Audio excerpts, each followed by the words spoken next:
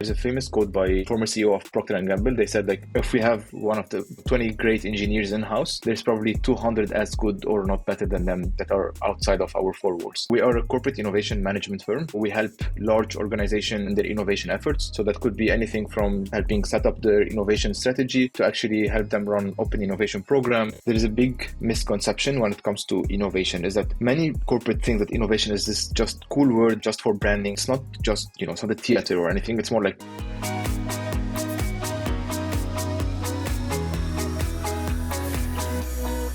Welcome to the DevReady Podcast, where we're helping non-techs build great tech. Today we're joined by Spiro, who has a man of many hats, part of Startmate in terms of supporting startups, interested in angel investing, participating in mentoring programs, part of corporate innovation and a group called The Bakery. But I'll let him dig into a little bit more and just have a general chat today around innovation, corporate, startup, and all things in between. Spiro, thanks for joining us. Oh, thank you, Andrew, for the invite. That's really a pleasure to be there. Really good to connect. So tell us a bit about you. Let's dig in your background and how, obviously, a bit of an accent over in Perth, how you ended up in Perth in Australia. Yes. So I'll start maybe by background and then I can give an introduction about what I do at the moment. So I came to Australia around 4 years ago now. I'm originally from Lebanon. And then I decided, so actually it's a funny story. I originally wanted to become a physiotherapist. And then, because I was quite, very different from what I do now. Then innovation, yes. Yeah. So I wanted to do a physiotherapist, but then it happened that I didn't get accepted to the university that I wanted to back home. And then my mom just thought, oh yeah, why don't you go to Australia? We have family there. Why don't you just go? And I was like, yeah, okay, why not? And I was like, jump on a plane. Yeah, exactly. I was just I applied for universities. It was actually during COVID. So it was like, just before COVID happened, like end of 2019, and then at the start of 2020. And I was like, okay, let me apply for a couple of universities. I got accepted to Curtin University here in Perth. And I was like, okay, let's apply. I applied for my visa, got my visa and so on. So from there, I started my actually studies online. For like a year and a half, I was studying, Perth times being in Lebanon. It was quite tough as well. It would have been, a very different time zone. Because they were not quite advanced yet when it comes to, on recordings and all this stuff. It was quite, it was just peak COVID. So it was kind of just to start and test trialing with us what the online recording are and so on. So it was quite an experience, I would say. But then a year and a half later, I actually landed in Melbourne first. It was actually one of the first planes that comes to Australia after COVID. It was on the 16th of December, 2021. Because Perth, you probably know, like they were the last Perth people on Earth. Everything, they locked everything. Yes, I do know. The borders. Yes, yeah. They didn't let anyone in. Exactly. So I stayed like a couple of months in Melbourne because I also have family there. So they were supporting me and so on. And then after that, came to Perth, continued my studies, and then started my career more onto the management and technology consulting. So it was more, I acted a lot as a business analyst or a product owner for a few, AI solutions or even small, mobile solutions for big corporates. And then not from there, I would say like even before I joined university, I always had this kind of enjoyment or love for startups, innovation, and dynamic ecosystems where there's always never-ending change and never-ending excitement, I would say. So from there, we started at Visagio. We had this kind of business unit called Vici Ventures, which essentially was there to support startups from a mentoring perspective, kind of matchmaking corporate leaders with startups that are building solutions for corporates, but as well, how can we help corporate in innovating through the broader innovation ecosystem. Startups is one of them, but also universities, researchers, and so on. Yeah, different angles there. Yeah, different opportunities. So the R&D side of things as well opens up, especially when you go to university angles. 100%. It makes it a lot easier. And especially when it comes to, industries like mining or health, like where heavy research and development is required. It's not just, software and so on. So there's more hardware components and different things to consider, which open up lots of opportunity, especially with university side. 100%. So, and then this is bringing me to what I do now. So at the moment I wear 3 different hats. So I have my first hat, which is the bakery. So the way the bakery was formed in Australia, we are a joint venture between Visagio Australia and the Bakery Global. So we're starting the bakery operations in Australia. So to tell you a bit more about the bakery itself, so we are a corporate innovation management firm. So we help large organization innovate, help them in their innovation efforts. So that could be anything from helping set up their innovation strategy to actually help them run open innovation program, corporate anything corporate venturing, like corporate venture, even set up corporate venture capital for them, challenges, accelerator programs, incubator programs, venture studios, and so on. So we kind of give this whole range of services for our corporate clients and help them with their innovation efforts. Tell us a little about that in terms of what does that look like from a corporate perspective? I mean, I was working in Oz in tech for a long time. I find corporates can sometimes want to start to hit the button on innovation, but then it gets to business as usual pretty quickly, especially after, I don't know, 6 months, 12 months, it can fizzle off pretty quickly. What is something like working with the bakery support a corporate in? So that's a very good question. Yeah. So one thing I'll tell you a bit more about the story of open innovation itself. Look, how did it come up to this? So I wouldn't say it's the origin, but there was so the concept of open innovation is more like when a company acknowledges that they don't have all the best people in-house and they are willing to get innovation from outside in. So kind of saying that, so there's a famous quote by this former CEO of Procter & Gamble. They said, like, if we have one of the 20 great engineers in-house, there's probably 200 as good or not better than them that are outside of our four walls. And this concept kind of, like acknowledging that, okay, we're not the best at everything, but, how can we ensure that we are not being disrupted by all this, new innovation that is coming in and so on? Because like there's, I think, a very famous stat that I think 70% of the companies that were on the S&P 500 60 years ago, 70% are like different today. So it's kind of this constant disruption, And they change a lot more quicker now. Exactly. I think the average, some stats, average time was about 50 years, but now it's lucky if it's 10. Yeah, exactly. S&P, it's just evolving, and that shows you this rate of innovation. Exactly, rate of innovation super fast. So kind of answering your question about like how can we help corporate themselves. So for example, depending on the maturity, because like, you have many different corporate at different maturity stages. So when it comes to, corporate with very early maturity, we can come in and then, we usually come in on a very senior level, like on a C level or, very VP level, like very high level, to help them set up their strategy of innovation. Of course, the thing is that many corporate have misinterpretation is that it's only just innovation at outside. We're not trying to replace the internal R&D or the internal innovation team.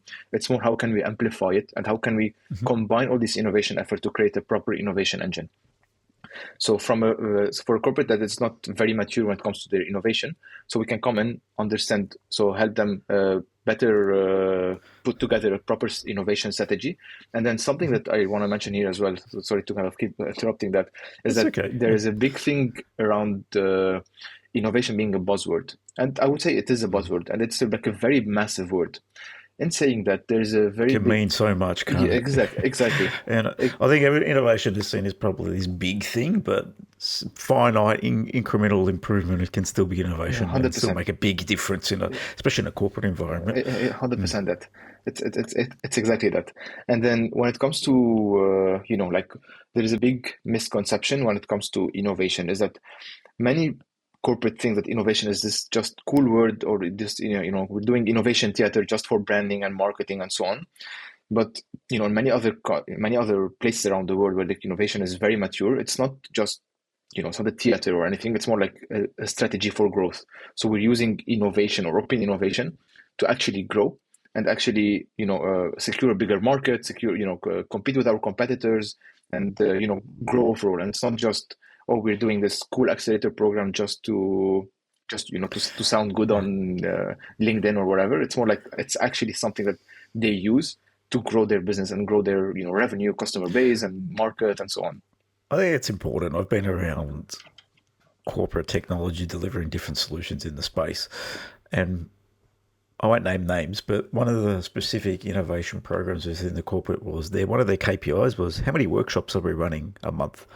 around ideation. Okay, that's not really innovation. That's exactly. that's just the workshop. Theater, right? What outcome does that deliver? So I was quite fascinated. This was going back 10 years now, but I sort of shook my head and said, what value are they delivering? And it wasn't much. There was clearly not much coming from that. So sitting in a room, running a workshop around ideas is not executing anything. Innovation, you have to execute something. Exactly. And target deliver for growth, yes, that's setting the groundwork of we're doing something to actually impact the business, the customer, the industry.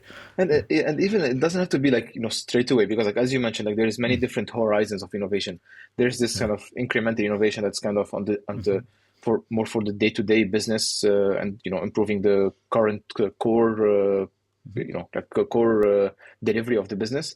But then there is Horizon 2, which is a bit more core innovation and it's kind of expanding new markets or inventing new technologies that is a little bit further from the core.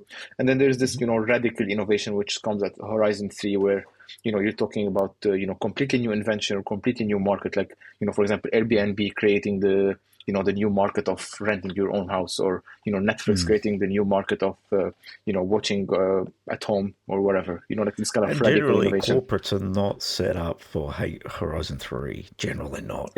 That's true. 1, yes. 2, maybe Kind 3. of. Probably too hard. Exactly. It's too hard to rip up the business model completely. And change it and change the way they operate. 100%. And this is where we have common in many cases. So we help the corporate tackle the kind of Horizon 2 and Horizon 3, while not changing too much about what they're already doing. For example, when it comes to Horizon 1 and Horizon 2. So we kind of, they're doing business as usual, but then there is this different core innovation team that is helping, for example, understanding what are the different trends that are happening around the market. So we kind of set up a trend radar team to understand what are the different trends in all the different, countries around the world, what are the different technologies that are coming in that could eventually disrupt them, or what are, like all these things. And then we even, set up many different programs. Of course, accelerator program and incubator programs are the most famous ones, but there is this concept called the venture client unit, is that when the corporate become the client of the startup. And when I'm talking about startup, I don't mean like a startup that has been there for just 1 year or 2 years and they're just living in the garage. I'm talking like, established startups with like, proper customers and proper, product market fit and so on. But, it's more like on the growth stage. It's almost going to scale up. Exactly that. Exactly that. And then how can, because like in a sense that not all corporates will have the solution for everything, right? So it's kind of how can you become a client of a very fast growing company and a very innovative company and kind of get access to innovation without actually the need to buy the company. So you don't have to spend too much money. And it's at the same time, you don't have to acquire, you don't have to create a proper program. It's more like like how can you make access to innovation as fast as possible? So kind of a fast track procurement, considering that, procurement in big corporate as well is quite a tough process. Yeah, exactly. That's a challenge with corporates, right? It's a slow moving, lots of red tape, lots of acceptance along the journey. So how do you leapfrog that? And this is where some of these different thinking and strategies can 100%. Actually help leapfrog that by making a directive to say, yes, we're going to engage innovation. Maybe we tick off the corporate client access venture piece and we will approve a few things a bit more easier. Exactly. And there's 3 steps to jump through rather than 17. So yeah, 100%. That is needed. Otherwise it becomes way too difficult. Yes. It becomes like and like especially on a startup scale, in many cases, you cannot afford to wait that many years to actually get a proper big contract. So you kind of want something that is, like, that fits your purpose, but at the same time, of course, like we always kind of put this pressure on corporate to move fast and so on. But I would say, like, from my personal perspective, like I see in many cases that the startups as well don't always understand how to work with corporates. And I think this is a big piece as well. Like there's a bit of education on both ends that needs to happen. Like, of course, teaching corporate as well how to move faster or so on, or setting up different processes to actually enable this more agile way, I would say, of doing things. But at the same time, teaching the startups on, there's a reason why, the corporate are moving slow, right? Like it's not just because they want to against you or something like that. It's more like there is a reason for it. Doesn't mean it's all risk management. That's all exactly. It is. Yeah, exactly. Yes. and teaching them how to navigate that as well. Yeah. corporate's challenging, right? So It a is. decision can be someone's job. That's why it's a Exactly. big risk problem. So how do you manage it? How do you ensure there's multiple stakeholders buying into something? Otherwise, Exactly. it's just nigh on impossible. And are you speaking to the right people in the corporate that can actually make a decision or Exactly. collective decision or take it to a board that needs to? Yeah, it's more finding your feet within a corporate. I found in terms of who's who and who really can make some decisions. And 100%. generally, it's not one person. Generally, it's Oh a yeah. collective that will make a Collective people. decision. Exactly. Yeah, yeah, yeah. So a fascinating space to work in. What have you found working with corporates and innovation? Uh, so one thing I can talk about more about, because like the bakery itself has been running for Yes. over a decade now outside Australia. I mean, Yes. we've run many projects, within Australia as well before, but as official offices, we just started kind of this year, I would say. But I would say That's early. I can talk about, yeah, a bit of differences between the way, corporate innovation or open innovation itself is, or, corporate venturing as a whole is kind of Let's just talk different. about open innovation. What does that actually mean? Is it open? There's going around open strategy and how we bring in outside entities and different companies to actually help us with innovation. I'm assuming it's the same in Yes. innovation space. So it's So how do we bring it's other parties to the table? it's Yeah. exactly that. So the concept of open Yes. innovation kind of, I think it was first mentioned by a professor at the University of Berkeley called Henry Chesbrough, and then the Okay. concept behind I'm not don't quote me on that. I'm not sure if he's there, it's professor there, but I'm pretty sure that's the name. So he kind That's of okay. started this concept of open innovation in regards to like you don't always have the best talent in house. Of course, you have great talent, but you don't always have them in house. And the Yeah. concept of open innovation is more like how can we use the innovation ecosystem overall. So we could talk about startups, we could talk about universities, researchers, universities, and so on, to help in solve our problems. So I think Procter and Gamble does that pretty well. I think that there's many different companies that does well. Like just Procter and Gamble, just because it's on top of my head, is that for example, like they are facing a challenge, whatever, developing a new chemical solution or a new product and so on. So instead of doing all the R&D in house, they would actually go outside and check for someone who's already solved that, and then figure out a way to complement each other or kind of connect with each other, or either becoming client or whatever, acquire them, invest in them, or like whatever that thing is more like how can we actually get access to innovation without doing all the research and development ourselves.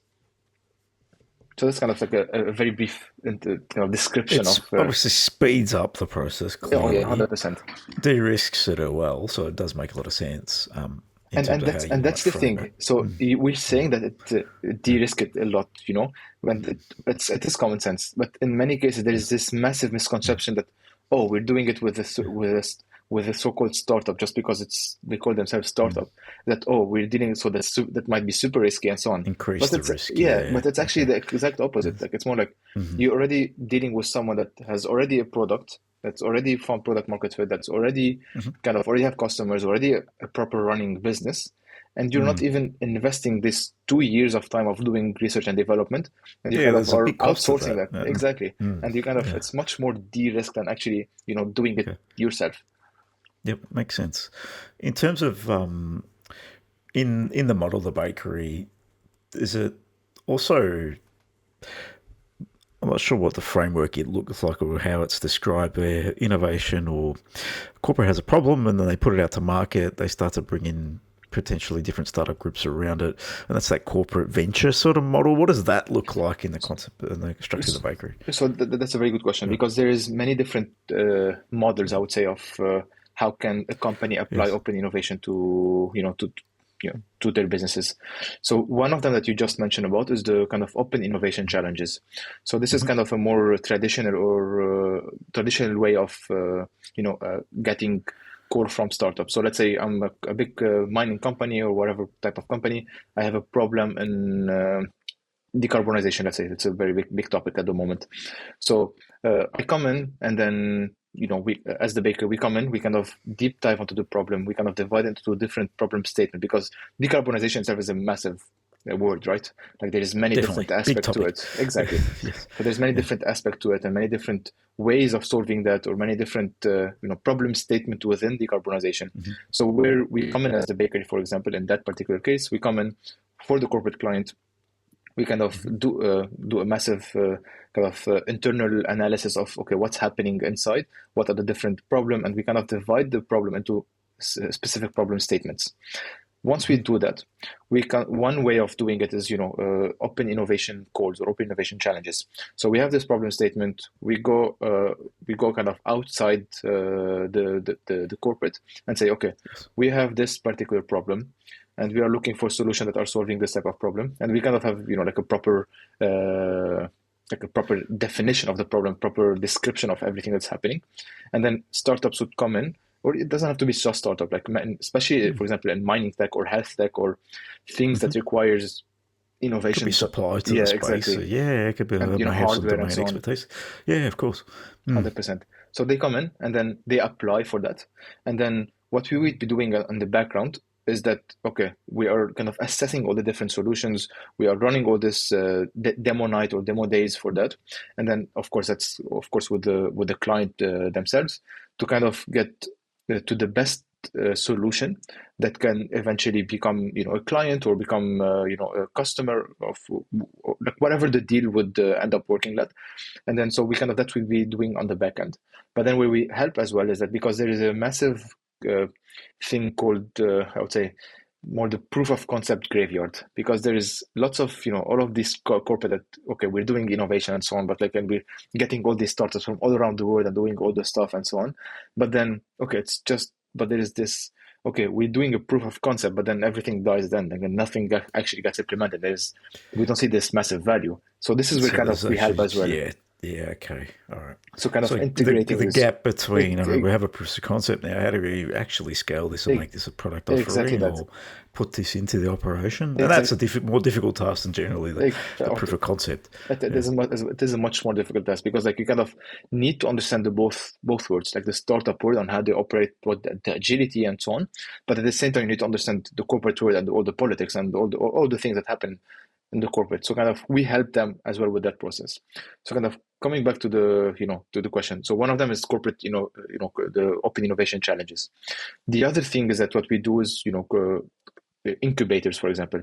And all of them will have, so there's a very big thing is that, okay, many questions that we get asked is that, okay, what is the best model for me? It's more like each model would fit a different purpose and each model would have a different kind of goal. And then would you likely be running multiple models? I assume exactly. I think picking one is not the answer. That's 100% that. You're probably engaging with all various different models to get the outcome. It's 100% that. It's like usually when you see the corporate that are succeeding the most when it comes to their innovation or innovation strategy, is it's the companies that are applying all the different models like hybrid. They become like they have a corporate venture capital that feeds into their corporate accelerator, where they get startups from their corporate incubators, and then they have their corporate venture clienting unit where they eventually these startups from all these three would become clients for the corporate through that. So it's kind of having this hybrid model of acquisition models. There's a lot in there, everything. Right? It's exactly that. So kind of how can you have this massive ecosystem of programs that will eventually help you with all of your strategy. Of course, you don't, especially when it comes to budget constraint and all this stuff, you cannot start with doing everything at the same time. It's just like having this strategy of, okay, this is what we're doing now, this is what we're doing, this is how it's going to bring direct value to what we're paying, and then from there how we can grow from that and get more value and so on to eventually become more mature, I would say. Now, if anyone out there is listening in the world of startup, also business supplies to this sort of world, how do they engage and get access to corporate innovation strategies and opportunities? Because it could be probably a little bit difficult to find these opportunities that are out there and what corporates are doing. What's some angles that people could look at and that could support either their startup or their service business that they have? What could it look like? That's a very good question, because I've seen a lot of startups, because many startups are building, of course, there's the direct to consumer or B2C market, but there is a massive tough market. It's a tough market. It is a tough market. Yeah. And there is, this massive market of, like people applying for, solving problem for corporates, but then they never get to talk with corporates, and then they end up building a And then cool what are you solution. solving? Exactly. Nothing at all. Exactly. Yes. It's like they end up building a super cool solution that is like amazing tech, and this after this how many years of PhD and all the stuff, that's just amazing tech. But that's like, where's the problem? Like, who are you solving it for? And then there's this big gap of, okay, when I'm building a solution for big corporates, like how can I get access to these corporates? And then many of these big corporates, like let's say we're building a software for big companies, and then let's say Atlassian could be a client of mine, or Google could be a client of mine. There's instead of, and let's say the startup, I'm the startup and I'm raising capital. So for example, I'm not giving like an advice here, but it's more like how you could think about it is more like, okay, I have this this product that Google could eventually be the client of mine. Why should I raise capital from whatever VC if I could actually raise capital from Google Ventures? And then in that case, it's more like you're thinking about who's on your cap table, who's investing, and what's the strategic value that they're bringing. Because of course you can get money from everywhere around the world, right? But you cannot get the connections from everywhere around the world. Like if you're getting, if you're investing in all of these, if you're getting invested by all of your potential customer, usually your chances of actually getting them as customer are a lot higher. Yes, of course. Yeah, they're going to want to introduce you in, and exactly. Then you're actually going to be working with people in the company that actually nurture your product and guide it in a direction that's going to add value to the company, not what you think's going to add, because that's the hard part. Yeah, exactly. Interesting sort of take on what might be available to startups and ways to think about what they're doing in the space and how they can add value to corporates, because everyone wants to go after corporate, but a lot of people don't understand the buying cycle and the challenges in corporate. Exactly. You could spend 24 months and have no customers. That's a possibility. So how do you drive that product or that business in that market? And one thing that we have, I think I've touched base a bit on that as well, is that in many cases we blame the corporate of being slow and so on and so on. But I see that, yes, they are slow, but that's for a reason, right? Whatever the reason is, there is a reason for that. At the same time, we always blame them for being slow, but we never, get to teach the startup or help the startup navigate the corporate world. Like, of course, they need to stay agile and so on. Like, it's not, I'm not asking anybody to stop being agile or anything like that. It's more like, how can we help them navigate, or how can we mentor them throughout the way, and get eventually understand the corporate world, how they should navigate the things to actually get a big, because corporate deals are not like $100,000 deal. It's more like like a 1 million, 2 million, 4 million, $5 million deals that could like get a runway for the startup for I don't know how many years. So it's more like, how can we help them navigate those types of revenue deals can change the landscape. Exactly. Maybe you don't have to raise as much all of a sudden. 100%. Impacts the whole trajectory of the business. 100% that. Now, I cut you off. You're talking about 3 hats, and I know number 2 is going to be about Startmate, which is related in some capacity, more at the startup level, of course. Tell us about your startup mentorship in Startmate, and what have you been doing with Startmate, and what value you see in that program. For sure. So at Startmate, I kind of started my journey in Startmate through a course called their First Believers course. So it's kind of, this course is intended for people who are interested in becoming angel investor, or the first believer in a startup. So I started kind of my journey. I applied for this course, and it was I would say a 7-8 week course, and we have a 2-day in person in Sydney to kind of walk us through all the different theory or kind of models of, okay, what is a good way of investing? What are the different frameworks that successful angel investor or successful VCs look at when it comes to investing in different startups? So kind of we go through this kind of theory, and then after that we actually get to something that I loved about this program, is that it's actually you kind of get to apply all this theory. So we kind of, throughout their accelerator programs, we kind of go there and actually be part of the selection process and so on. So it's probably literally the best theory to application course that I've ever taken in my life, which I really it's a really positive take. Yeah, it's a lot really of awesome. Programs are just lots of theory, and then how do you actually and you just implement? I don't care. Yeah, exactly. Like, I could just have looked at it on YouTube, but like when you actually get to apply all this theory, it's more like, okay, well, that's actually really valuable. And then from there, after doing this course, and then, I fell in love with the community itself and Startmate as well. Like everyone's kind of, everyone is encouraging, and everyone wants to, wants the best out of the things, and, just very pro innovation, pro risk taking, pro, a proper complete opposite to corporates. Yeah, exactly. Yeah. And then, exactly. And then I was like, okay, that's awesome. And like they had like many different mentoring spots for there are many different programs that they run, like accelerator programs, launch club, or like other many different programs. So I took part actually of the mentoring for the launch club, which was quite interesting. Like lots of lots of ideas coming from students, or even pretty much anyone, I would say. Like and then they start. That I think it's an 8-week program where they go through, like mentoring and helping them, okay, how to set all the stuff, how to acquire your first customer, how to do all the stuff. And then we as mentors, come in and support them, through the question that they have, in terms of business model, growth, or pretty much anything that they have questions for. And like, it's pretty good, I would say. Like it's quite enjoyed it. I think today was the last day of the club, but yeah, I'll be definitely looking forward to, doing another one soon. As a part of being around the space for a little while, both in corporate innovation and in startup innovation, what's some critical things that you found that have helped a startup go from the leap from talking about working with a corporate to actually working with a corporate? What's some of those critical things that you've noticed that's made an impact? I think so. There's two things. So when it comes to corporate don't usually wanna. So that's a good question, because like corporates, yes, they want access to innovation, but we have to understand that they don't want access to very risky innovation.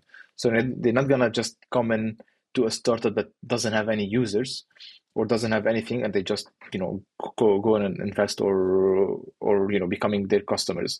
So one thing that I've seen in a trend that I've seen actually corporate you go for is that, okay, like many corporates would actually go in and do a contract with a startup that has already customers. So kind of from a startup perspective, and that regardless of corporate or not, I would say like the best thing you could do is get to market as fast as possible, to actually get your product market fit as fast as possible as well, and kind of get your product, even though it's like they always say like like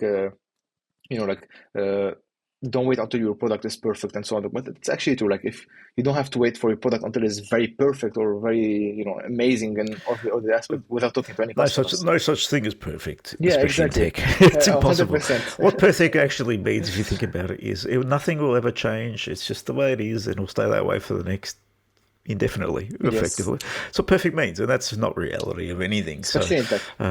It's going to change tomorrow. Yeah, exactly. That's the real reality. It's, can you add value today? Then you've got something. 100%. That when you can add value, it's like that's a great place to be. That's kind enough. of thing. Yeah. Yeah. Correct.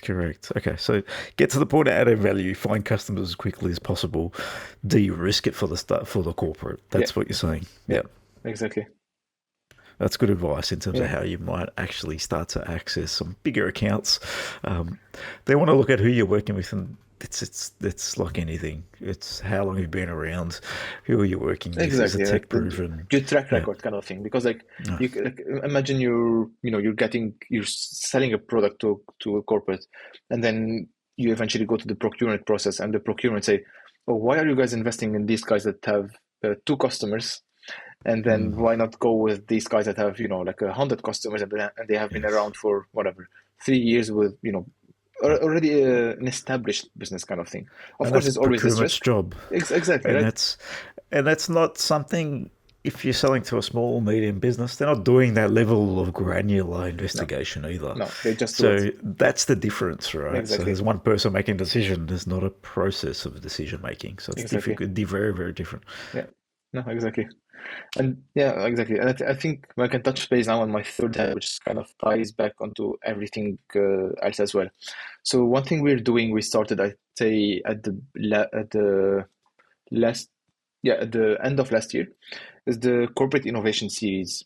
So there, I'm kind of one of the founding member, and actually, helping grow the community. So the corporate innovation series, the intention behind it is to actually help grow the community of corporate innovators, in Australia, because something that we found, like in Australia, like after being there for a bit of time here, is that we're like in Australia, there is this we are very good when it comes to research. Like our innovation input is great from a global perspective, but then our innovation output is not as good as that, in a sense that I think we rank 16 on the innovation input on a global perspective, but then we rank 30 something on the innovation output. So kind of commercializing all this amazing research or this amazing tech that we're doing. What do you think that is? Is it just down to risk adverse again? Is Yeah, that really the answer to that? I think that's one of them. Is there more to it? Yeah, I think there is more to it. Like my perspective is that, of course, being risk averse is definitely there. But I think, for example, from I'm gonna wear my hat of corporate innovation as well here, is that there's not enough education around how to do proper corporate innovation and what are the different models of practicing corporate innovation. Like, universities don't teach that. Let me kind of rephrase. Not all universities. Like, it's very rare to find a course that talks about open innovation or corporate venturing or how to run a corporate accelerator and so on and so on. It's very rare to find that here. And therefore, this means like, okay, if we're not teaching the workforce how to do all this stuff, how are we expecting the corporates to do all the things? So if you compare that to, for example, the US or UK or Germany, you can see all this, courses being around for, I think, for the last 10 years, and teaching all the new workforce of, okay, this is how you run all the stuff. This is what the different models, different frameworks. Because of course we talk about innovation, and like there is this misconception about innovation being this kind of messy area, or just creativity, people just whiteboarding and stuff. But of course there's aspect to that, but like it's really really following a framework of innovation to actually get something, and you got actually get value out of this innovation. It's not just we just put 10 people in a room with a whiteboard and then they kind of generate like $5 million in value. It doesn't work like that. It's more like there's really proper processes and proper framework that needs to be followed to actually get like a repeatable process of innovation and a repeated process of generating value to the company. So of course risk averse is one, but I think there is a big lack of education around that. And with the corporate innovation series is that we're trying to create this ecosystem or community, I would say, of corporate innovators around Australia, that we're bringing people from all around the world that are, successful people from the corporate innovation space, get them to Australia to share about their experience and say, okay, like this is how we're doing the things there, this is how we're doing that, and so on, to actually get them to empower the people in Australia, or the leaders in Australia to take these steps to get they have this connection that they could reach out to help them in their process. And kind of mentioning that, so what we are doing with the corporate innovation series, that throughout the year we run many different roundtables. So we run, corporate innovation roundtable focusing on mining technology or mining companies, how they're doing all the stuff, or something specific into the health industry, or something specific into, just teaching the concept of corporate innovation and corporate venturing, the kind of corporate venturing 101, what are the different concepts and so on. And then at the end of the year in December, I think it's on the 10th of December, we're having the Corporate Innovation Summit as part of the West Coast in Australia. It's like a satellite event, and we're bringing people from all around the world, from global companies, and to come in and have a one-day full-on conference about corporate innovation, best practices, what people have done and succeeded, and so on. So kind of we can grow this community here in Australia. Just based on what you just said, I've been around corporates that have probably lacked structure and trying to work it out on the fly, and they've got someone sitting there trying to bring together a bit of a framework and then trying to educate a framework up. And I think it's quite difficult if probably all stakeholders within a corporate aren't really privy to what's working in the space or what could work. And then innovation is a long-term game. It's a never-ending thing. It is. Reality, and getting corporates to buy into that long-term vision and strategy. It's a 10-year, 20-year exercise. It's not 6 months. I think that's some of the critical things that people need to think about. We always need to evolve. Horizon 1, 2, and potentially 3. So it's critical too that we're always engaging in some form of evolution, process improvement within a business framework, or we're getting left behind. That's just the reality. Exactly that. Like it's like, if you don't know what's out there, how would you trust what Yes. what could we do and how we could do it work. So it's kind of this piece of, like educating everyone what has been out there and has been working for a long time, and this how you could do it for yourself or for the company that you're working for. Thank you, Spiro. I appreciate you jumping on the DevReady podcast today to talk about corporate For innovation, Startmate, and everything in between. If anyone is out there listening, wants to learn more about the bakery, how they can engage in corporate innovation, these sort of worlds, how do they reach out and get in contact? No, for sure. You can reach out to me like on my LinkedIn. I can share with you my LinkedIn and so on, or like Spiro El Khoury. You're gonna find me or Spiro at the bakery, and then feel free to reach out to me, and then I can guide you through all challenges, and we can discuss and get some experts in the room to kind of help you as well. Brilliant. No, thanks for coming on today. It's been a pleasure having you on and talking something a little bit more unique for the industry to listen to. Thank you. No, thank you for having me.